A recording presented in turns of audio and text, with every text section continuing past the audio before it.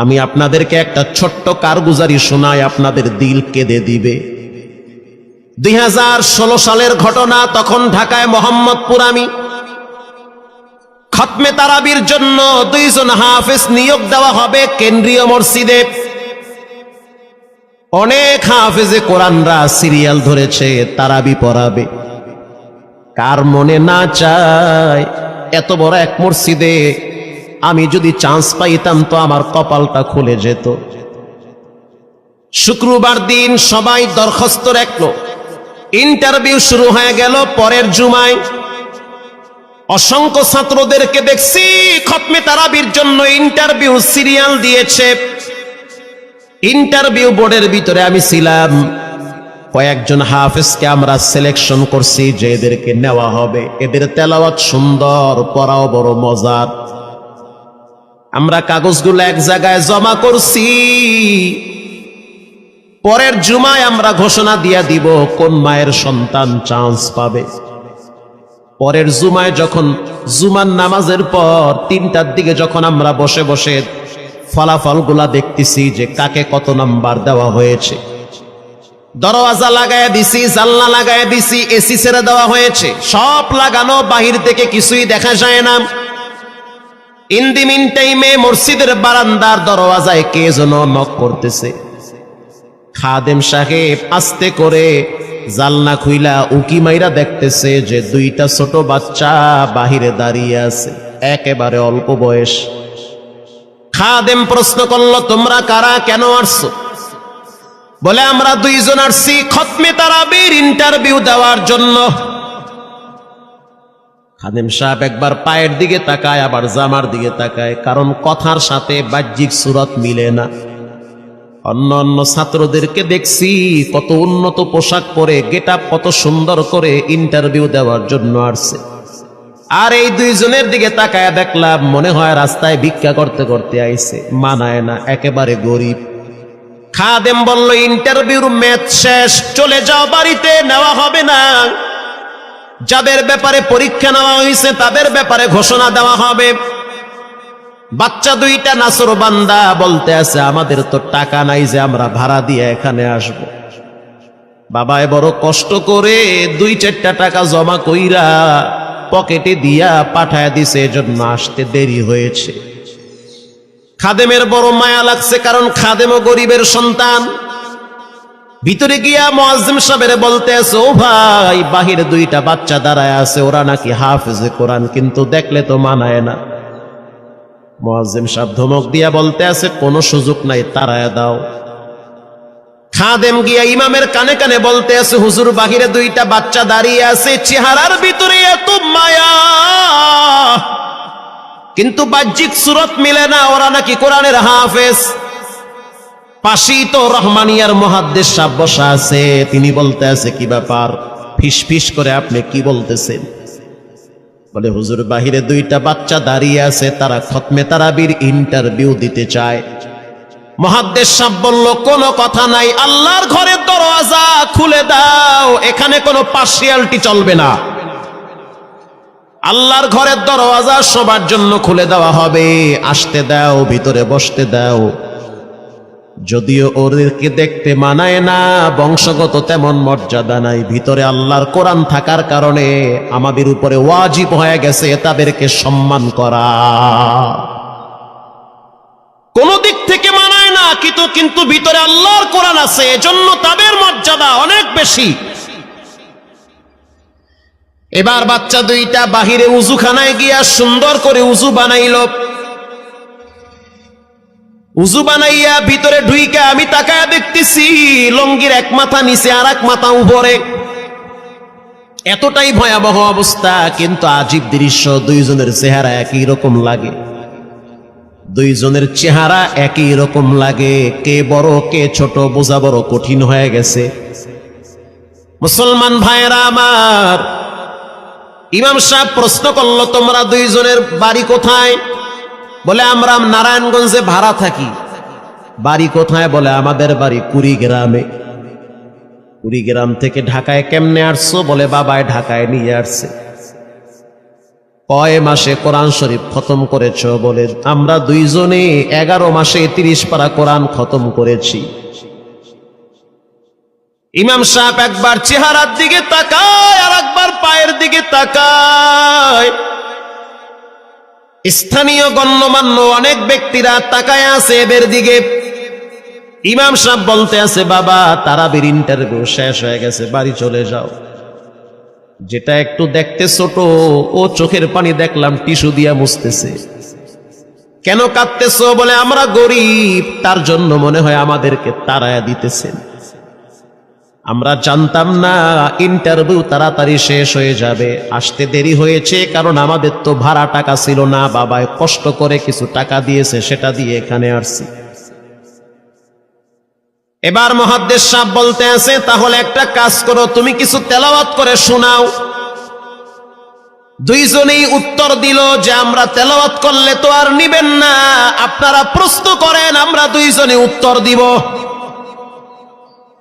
আমি তো আশ্চর্য হয়ে গেলাম, জীবনে কত হাফেজ দেখছি, এরকম হাফেজ দেখি নাই।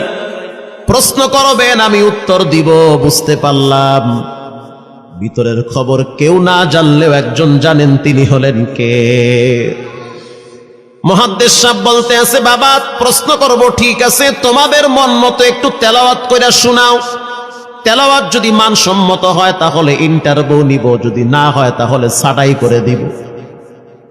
এবার ছোট যেটা সেটা তেলাওয়াত শুরু করলো সূরা তাহা থেকে। তাহা মা আনজালনা আলাইকাল কুরআনা লিতাশকা। এত সুন্দর পড়া মনে হইতে আছে, আসমান থেকে কোরআন নাজিল হইতেছে। এত সুন্দর পড়া, কত রঙের ঢঙের পড়া শুনলাম, এই পড়া কোনোদিন শুনি নাই। আমি তাকায়া দেখলাম স্থানীয় টিউনো সাহেবের চোখের পানি বায়া বায়া পড়তেছি। ইশারা দিতে আছে আরো তেলাওয়াত করতে বলেন। এই পড়া তো শুনলে আমার দিলের ময়লাগুলা কাটে। আল্লাহর ঘরে যখন গেছি বাইতুল্লাহ ফজরের টাইমে ইমাম সাহেব তেলাওয়াত করলে যেমন মনে হইতে আছে ওই কোরআনের আওয়াজটা এখন এই মসজিদে বাজতেছে। ছোট বাচ্চাটা তেলাওয়াত করলো, বড় সন্তানটাও তেলাওয়াত করলো। এবার যারা হাফেজ সাহেব ছিল তারা প্রশ্ন শুরু করলো। যেখান থেকে প্রশ্ন করে পৃষ্ঠা ঠেকায়া দেয়, একটা জায়গায়ও আটকাইতে পারে না। এমনকি বাচ্চা দুইটা এটাও বলেছে, যদি আপনাদের যদি ধৈর্য থাকে তো আমরা দুইজনে পুরা 30 পারা এখানে এক দাঁড়ানে পড়ায়া দিব। আশা করি একটাও বাঁচবে না। এত সুন্দর পড়াশোনার পরে মোতাওয়াল্লি সাহেব বলল, সব বাদ, আমার কাছে এই দুইজনই পছন্দ হয়েছে। এই দুইজন রে মোতাওয়াল্লি সাহেব দাঁড়াইতে পারে না, হুইল চেয়ারে বসে থাকে, কাছে ডাইকা বুকের সাথে জড়ায়া ধরছে আর বলতে আছে, আল্লাহ এমন একটা সন্তান যদি আমার থাকতো জীবনটা ধন্য হয়ে যেত। আমার মৃত্যুর পরে একটু হইল তেরা কোরআন তেলাওয়াত করতে পারত। নিয়োগ হয়ে গেল, তারাবি শুরু হয়ে গেছে। মোহাম্মদপুর থানায় গিয়ে খবর নিয়ে দেখে অনেক পুলিশরা এই বাচ্চার পিছনে দাঁড়ায় দাঁড়ায় নামাজ পড়ে চোখের পানি ছেড়ে কেঁদেছে। শুধু তাই নয়, অনেক হিন্দু মহিলারা পর্যন্ত রাস্তায় হাঁটার সময় তেলাওয়াতের আওয়াজে দাঁড়ায় দাঁড়ায় কোরআন শ্রবণ করেছে। শুধু তাই নয়, অনেক বড় বড় ডাকাত, মাস্তান, সন্ত্রাস, কিশোর গ্যাংরা পর্যন্ত দাঁড়ায় দাঁড়ায় কোরআনের আওয়াজ শুনেছে। 17ই রমজান দেশে বদর দিবস, হাজার হাজার মুসল্লি দাঁড়িয়ে আছি। ইমাম সাহেব জানে না যে এরা দুইজনে আপন মায়ের পেটের ভাই হয়, এটা ইমামের জানা নাই। দুইজনে তারাবি চলতে আছে, চমৎকার পড়া, পিছনে শত শত মাওলানা মুফতি দাঁড়ায় থাকে। মনে হইতেছে তেলাওয়াতের আওয়াজে আর এক জগতে হারিয়ে যায়, এত সুন্দর পড়া। তারাবি শেষ হয়ে গেল, মুসাফা শুরু হয়ে গেল। বাচ্চা দুইটারে কেউ বুকের সাথে জড়ায়, কেউ কপালে চুমা দেয়, বলে আল্লাহর কোরআনকে চুমা দেই।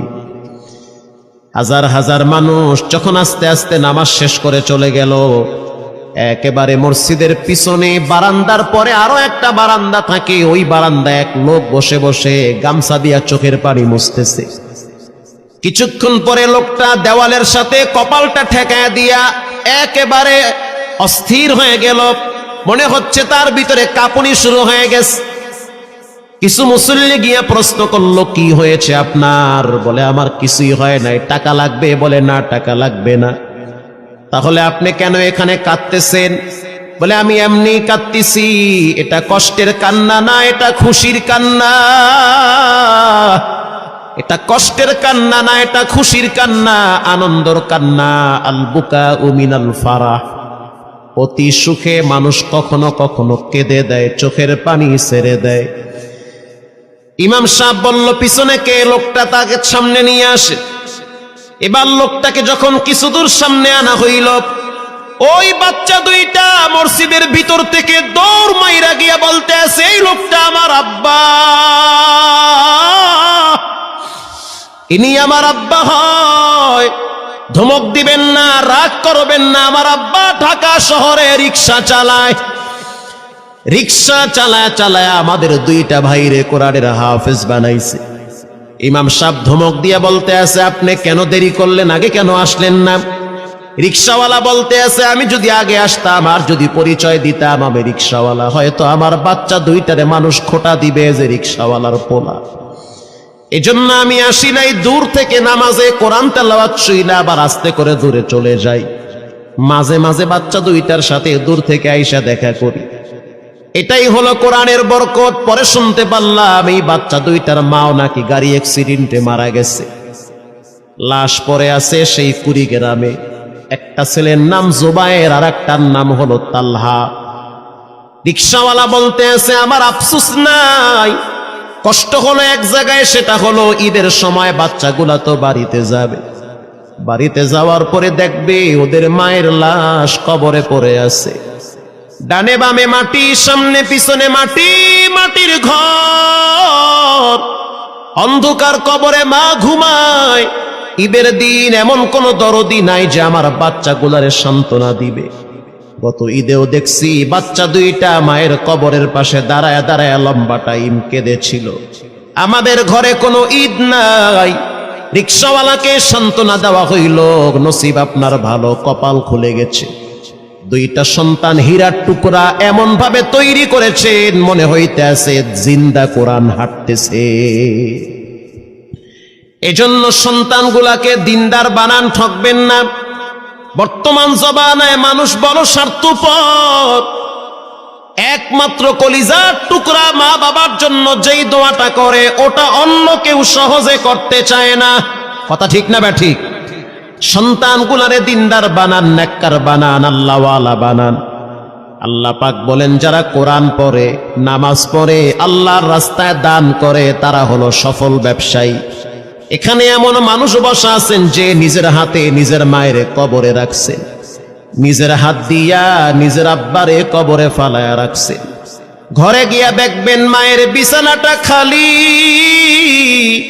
যেই বিছানায় মা ঘুমাইতো সেই বিছানাটা এখন অসহায়ের মতো পড়ে আছে। বাবায় যেই বিছানায় শেষ বয়সে বসে বসে কোরআন তেলাওয়াত করতো সেই বিছানাটা পড়ে আছে। এখন আর কেউ বলে না, বাজান তুই কেমন আছো? এই কথাগুলা মা বাবার মুখ থেকে সবচেয়ে বেশি বের হইতো। মা বাবার জন্য এখন চাইলেও তো কিছু করতে পারেন না। আজকে যদি আপনার মা বাবা থাকতো, খাওয়ানো লাগতো, চিকিৎসা করার লাগতো, অসুস্থ মাকে নিয়ে ভোলা মেডিকেলে যাওয়া লাগতো, অসুস্থ আব্বারে নিয়ে লঞ্চে করে ঢাকা মেডিকেলে যাওয়া লাগতো। এখন মাও নাই, বাবাও নাই, টাকা আছে, চাইলেও খরচ করতে পারেন না। সহজ একটা রাস্তা বের করে দেই, এর চেয়ে সুবর্ণ সুযোগ আপনি পাবেন কোথায়? আব্বারে তো থাকলে খাওয়াইতেন ভাত, না তো আর করতে পারতেন না।